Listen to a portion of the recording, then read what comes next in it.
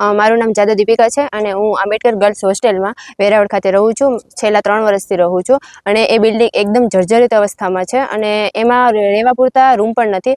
7 room છે અને એમાં 50 છોકરીને રહેવું પડે છે. ત્યાં કબાટની સુવિધા નથી, રૂમ પણ પૂરતા નથી, બેડશીટ નથી, બેડ નથી અને મતલબ બહુ ગંભીર પરિસ્થિતિ છે. જમવાનું પણ કોઈ વ્યવસ્થિત છે નહીં.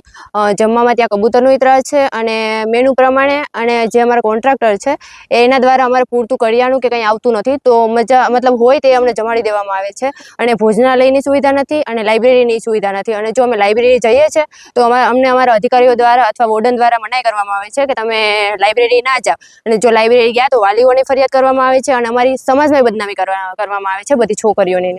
અમે હરસિદ્ધિ સોસાયટી સ્કાય સિટીની પાછળ ત્યાં અમારું બિલ્ડિંગ છે, ભાડે રાખેલું બિલ્ડિંગ છે. અમારી હોસ્ટેલ નથી અને 4 વર્ષથી અમે આપીએ છીએ અરજી અમારા અધિકારીઓને, પણ એ કોઈ ધ્યાન દેતા નથી. અને અમે કહીએ છીએ કે અમને અમારી ખુદની જમીન ફાળવો અને અમને બિલ્ડિંગ બનાવી આપો, પણ અમારું કોઈ ધ્યાનમાં લેવામાં આવતું નથી. એટલે અમારે આ છેલ્લો ઉપાય કરી અને કલેક્ટરની ઓફિસે આવવું પડ્યું છે. અમે રજૂઆત કરી, લેખિતમાં અરજી આપેલી છે અને અહીંયા અમારા અધિકારીઓને અમે અમારી લેખિતમાં અરજી આપેલી છે. બધી છોકરીઓને પણ બોલાવી અને ત્યાં ઓડિટ તો લેવામાં આવતું નથી, કોઈ ઓડિટ લેવા આવતું નથી. એટલે અમે મૌખિક તો અરજી નથી આપી શકતા, પણ અમે અમારા વોર્ડનને લખી અને આપીએ છીએ બધી છોકરીઓ ભેગી થઈને. પણ તે લોકો અરજીમાં કંઈ મતલબ થતું જ નથી અમારે. એટલે અમારે આ લેખિતમાં આપવા આવ્યા છે આજે કલેક્ટરશ્રીને.